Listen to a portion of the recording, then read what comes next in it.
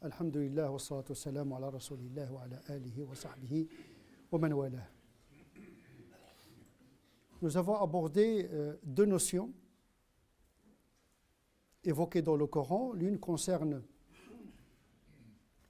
l'acte manqué, l'acte erroné, involontairement, qu'on appelle l'erreur, à ne pas confondre avec la faute, qui est une infraction, une immoralité, une désobéissance volontaire et en connaissance de cause. Deux notions qu'il faudrait distinguer. L'erreur est excusée, la faute doit être réparée. Cependant, cette réparation peut également concerner l'erreur. Parce que l'erreur, elle nous informe sur une faille, sur une distraction, sur un manque de discernement. Et donc l'erreur, elle est réparée également par la notion de l'ijtihad, c'est-à-dire une révision. Nous sommes des êtres intellectuels, des êtres dotés de raison. Si je fais une erreur, je dois chercher le pourquoi de l'erreur, afin de l'éviter par la suite. Il ne faut pas s'installer dans l'erreur, même si elle est involontaire. Et même si elle est involontaire, il indique des manquements, des failles, des insuffisances. Il ne faut pas se satisfaire de l'ignorance. Il ne faut pas trouver dans l'ignorance une justification de l'égarement. Ah, je suis égaré parce que je n'ai pas d'information. Mais il faut acquérir l'information. Chercher le savoir, c'est une des plus grandes pratiques de l'islam.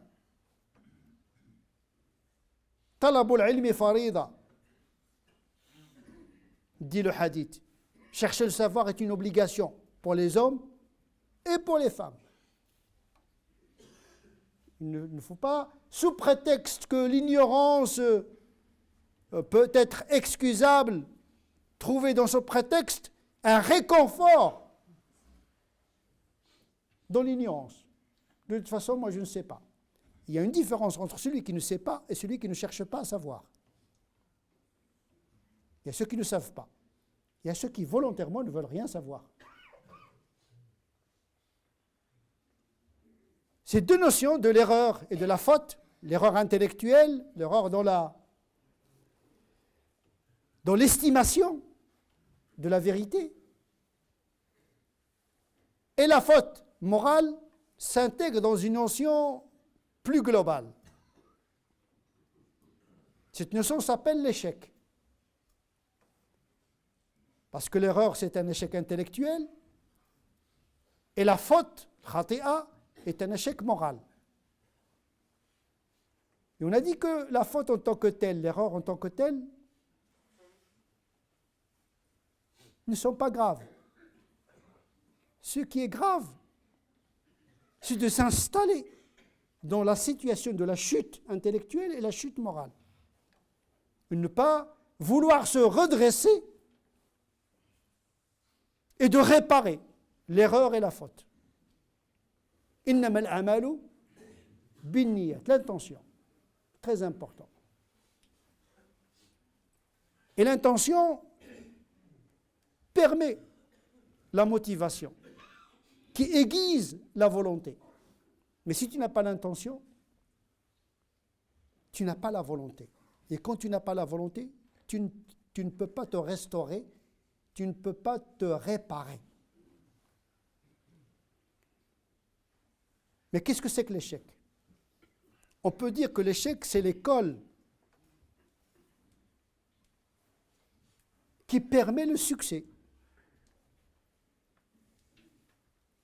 Même les prophètes n'ont accédé au succès qu'à travers l'expérience de l'échec. Mais l'échec n'est pas la défaite. ce n'est pas l'effondrement de la volonté. Ce n'est pas la paresse et le renoncement. L'échec ne doit pas être une fuite. Mais l'échec doit être une école qui nous permet de rebondir. Ce qu'on appelle l'iqdam, le courage. Il faut enseigner à nos enfants que l'échec, c'est le chemin obligé vers la réussite. Et on voit que la culture est très importante à cet égard.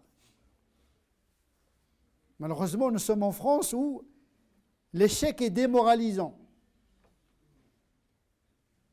Nous sommes dans une culture un peu française, on n'accepte pas l'échec. Les anglo-saxons, non. Pour eux, l'échec est le moteur de l'entreprise. Ils capitalisent l'échec dans le sens de la réussite. Donc la question de l'échec, c'est une question intellectuelle, morale, mais également c'est une question culturelle. L'échec ne doit pas être senti comme un fiasco, comme une honte.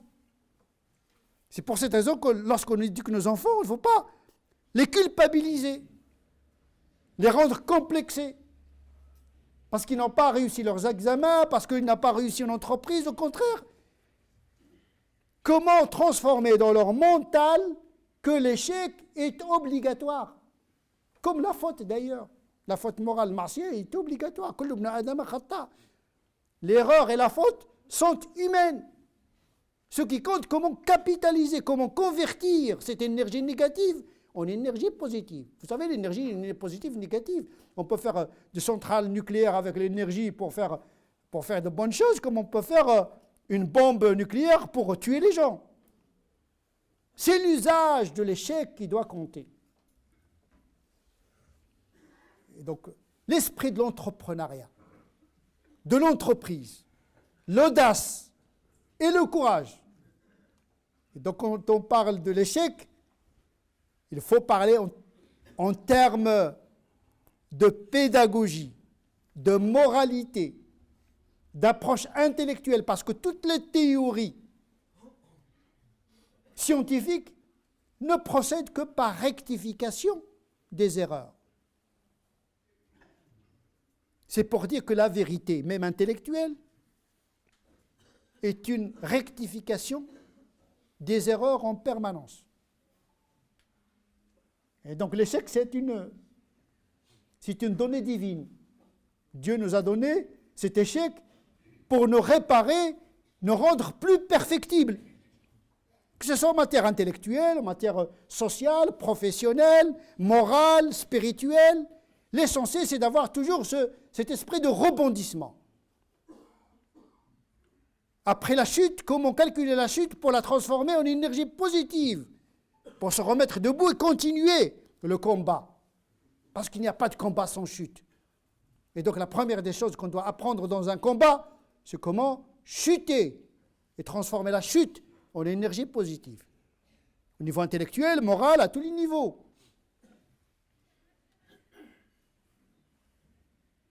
L'échec positif est accompagné par l'espérance. La défaite est accompagnée par le désespoir, le fachel, désespoir, une paresse, un renoncement, baisser les bras, baisser les armes, se soumettre au fatalisme.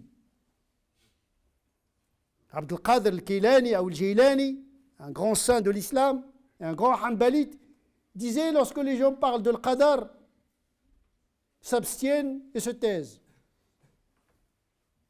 Sauf moi, dit-il. J'ai combattu le destin par le destin. Et le musulman, c'est celui qui combat le destin, pas celui qui s'y soumet. Ton destin, c'est dans tes mains. C'est ce que tu écris, toi. Bien sûr, il est écrit en avance chez Dieu. Mais alors, quelle est ta responsabilité? Quelle est ta responsabilité? Tu es libre. Qui dit libre, tu es responsable. Et tu as des potentialités. C'est dans le cadre de cette potentialité que tu dois consommer sans modération afin d'atteindre la perfection en passant par les échecs. Il faut introduire l'échec dans l'économie éducative et pédagogique afin de permettre à nos enfants de dépasser les obstacles et de ne pas faire de l'échec un élément psychologique qui détruit l'individu de l'intérieur. Même en matière spirituelle, raison de plus. Cette loi de tout ou rien est néfaste. Il y a des gens, en matière de religion, ils s'imposent une charge dont ils n'ont pas la force.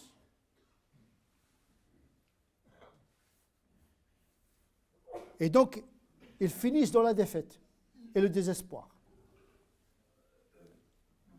C'est par principe de précaution que l'islam est venu demander à l'individu de faire l'effort, mais dans les limites de son possible. Il va échouer, c'est pas grave, il va rebondir, mais il est conscient que la perfection n'est pas de ce monde, afin de ne pas sombrer dans le désespoir. Désespéré de Dieu, désespéré de soi-même, désespéré de l'existence, alors que la foi est théologiquement optimiste. La foi musulmane, théologiquement, le statut de la foi, il donne une vision optimiste de l'existence. Ce qu'on appelle l'optimisme énergique, qui vous donne de l'énergie, et pas une théologie régressive, négative. Tout est noir, de toute façon le fatalisme, de toute façon les choses sont comme ça. Aucune marge de manœuvre, aucune possibilité de rebondir, de transformer l'échec. Mais l'échec, c'est une vision de l'esprit. L'échec, elle peut être une réussite relative, une réussite partielle, qui prépare une réussite plus complète. C'est valable également dans les pratiques. Les 5 prières, le jeûne du mois de Ramadan, la rectitude morale. On n'est pas des anges, on est des humains imparfaits. Et donc on est réparé par cette progression d'échec à échec, ou bien d'une réussite partielle à une réussite partielle. Vous avez 5 prières, il y a des gens qui sont incapables de faire les 5 prières de manière régulière. Ils disent, ouais, 5 prières, c'est un chantier interminable. Puisqu'il est interminable, il vaut mieux ne pas le commencer. Ça s'appelle le fashel, la défaite. Parce que il est dans cette logique de la loi de tout ou rien. Ou bien je fais tout l'islam, ou bien je bascule totalement. Non. L'échec suppose une pédagogie de graduation. Il faut organiser le combat, intellectuel et moral. Vous n'êtes pas capable de faire les 5 prières. Il vaut mieux 4 prières par jour que rien. 3 prières par jour que 2. 2 vaut mieux que rien. 1 prière par jour vaut mieux que rien, puisque Dieu dit, celui qui fait ne serait-ce qu'un bien, un atome de bien le verra. Tout ce que tu fais n'est pas perdu, même s'il est partiel, même s'il est imparfait, même s'il est nul à tes yeux, mais il a un poids, il a une valeur. Mais peut-être cette petite valeur à tes yeux, peut-être aux yeux de Dieu, elle est grande. Parce que tu as fourni un grand effort, parce que pour Dieu, ce qui compte, c'est l'action et l'effort. Parce qu'avec Dieu, il n'y a pas d'obligation de résultat. Ni en matière intellectuelle, ni en matière morale. Ce qui est demandé, c'est l'ijtihad ou le jihad, le combat et l'effort de comprendre. Mais cerner la vérité, ce n'est pas une demande. C'est impossible de cerner la vérité. La vérité n'est que partielle. Donc la réussite intellectuelle n'est que partielle. Même en termes de scientifique. Les connaissances scientifiques ne sont que partielles. Chaque fois qu'il y a une théorie, elle est abolie par une autre et ainsi de suite. Et donc, l'échec est un moteur d'un succès qui reste toujours partiel. نسأل الله عز وجل أن يجعلنا من الذين يستمعون القول فيتبعون أحسنه، أولئك الذين هداهم الله وأولئك هم أولو الألباب. اللهم اهدنا فيمن هديت، وعافنا فيمن عافيت، وتولنا فيمن توليت، وبارك لنا فيما أعطيت، وقنا واصرف عنا شر ما قضيت، فإنك تقضي ولا يقضى عليك، وإنه لا يذل من واليت ولا يعز من عاديت، تباركت ربنا وتعاليت. اللهم لا تدع لنا في هذه الساعة الكريمة ذنبا إلا غفرته، ولا هما إلا فرجته، ولا كربا إلا نفسته، ولا ميتا إلا رحمته، ولا مظلوما إلا نصرته، ولا أعزبا يريد الإحسان إلا حصنته، ولا حاجة من حوائج الدنيا لك فيها رضا ولنا فيها صلاح إلا يسرتها.